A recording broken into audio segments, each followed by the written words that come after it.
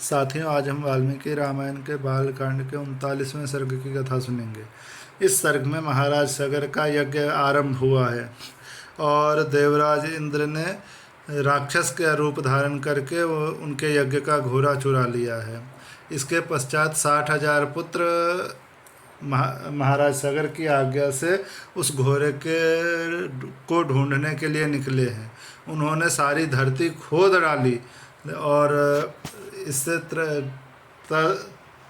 इससे त्रास पाकर सारे देवता ब्रह्मा जी के पास गए हैं जहां उन्होंने ये बताया है कि ये सगर के पुत्र सारी पृथ्वी खोद रहे हैं। तो चलिए अब 39वें सर्ग की कथा शुरू करते हैं। श्री सीतारामचंद्राभ्याम नमः। श्रीमद् वाल्मीकि रामायणम बालकांडम 39 सर्गः। इंद्र के द्वारा राजा सगर के यज्ञ संबंधी अश्व का अपहरण, सगर पुत्रों द्वारा सारी पृथ्वी का भेदन तथा देवताओं का ब्रह्मा जी को यह सब समाचार बताना। विश्वामित्र जी की कही हुई कथा सुनकर श्री रामचंद्र जी बड़े प्रसन्न हुए।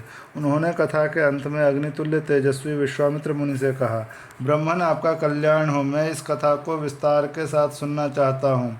मेरे पूर्वज महाराज सगर ने किस प्रकार यज्ञ किया था।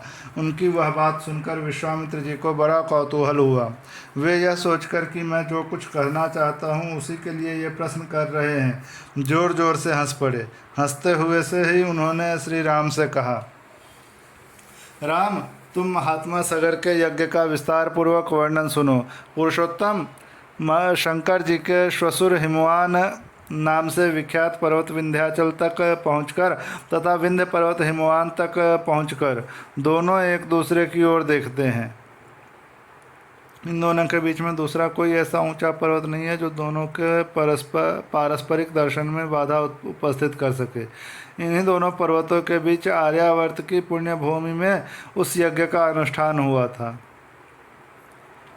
पुरुष सिंह वही देश यज्ञ करने के लिए उत्तम माना गया है। तात ककुत्स नंदन राजा सगर की आज्ञा से यज्ञ अश्व की रक्षा का भार सुदृढ़ धनुर्धर महारथी अंशुमान ने स्वीकार किया था, परंतु पर्व के दिन यज्ञ में लगे हुए राजा सगर के यज्ञ संबंधी घोड़े को इंद्र ने राक्षस का रूप धारण करके चुरा लिया।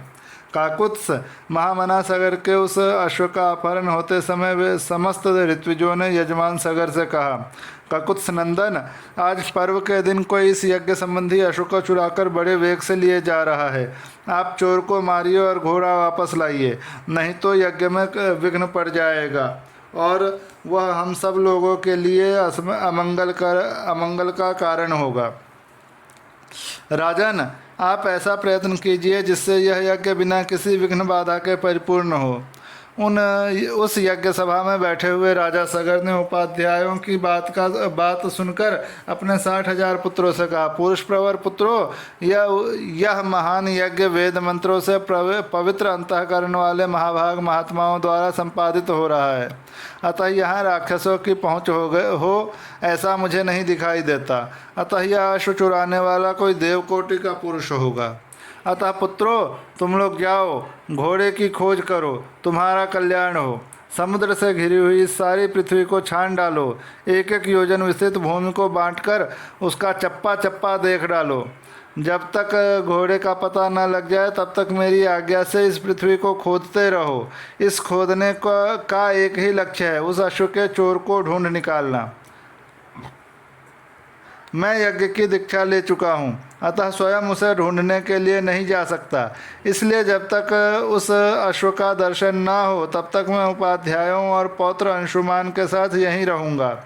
श्री राम, पिता के आदेश रूपी बंधन से बंधकर वे सभी महाबली राजकुमार मन ही मन हर्ष का अनुभव करते हुए भूतल पर विचरने लगे।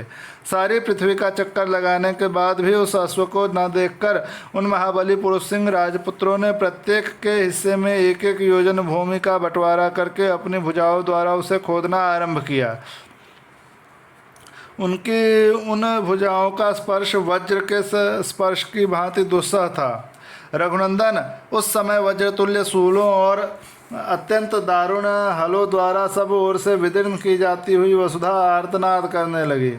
रघुवीर, उन राजकुमारों द्वारा मारे जाते हुए नागों, असुरों, राक्षसों तथा दूसरे प्राणियों का भयंकर आर्तनाद गूंजने लगा। रघुकुल को आनंदित करने वाले श्री राम, उन्होंने 60,000 योजन की भूमि खोद डाली, मानो वे सर्वोत्तम रसातल का अनुसंधान कर रहे हों। नृपश्रेष्ठ राम इस प्रकार पर्वतों से युक्त जम्बू द्वीप की भूमि खोदते हुए वे राजकुमार सब ओर चक्कर लगाने लगे। इसी समय गंधर्वों, असुरों और नागों सहित संपूर्ण देवता मन ही मन घबरा उठे और ब्रह्मा जी के पास गए। उनके मुख पर विषाद छा रहा था, वे भय से अत्यंत संत्रस्त हो गए थे। उन्होंने महात्मा ब्रह्मा जी को प्रसन्न करके इस प्रकार कहा, भगवान सागर के पुत्र इस सारी पृथ्वी को खोदे डालते हैं और बहुत से महात्माओं और जलचारी जीवों का वध कर रहे हैं। यह हमारे यज्ञ में विघ्न डालने वाला है, यह हमारा अश्व चुरा कर ले जाता है। ऐसा कहकर वे सागर के पुत्र समस्त प्राणियों की हिंसा कर रहे हैं। इस प्रकार श्री वाल्मीकि निर्मित आर्ष रामायण आदि काव्य के बाल कांड में 39वां सर्ग पूरा हुआ।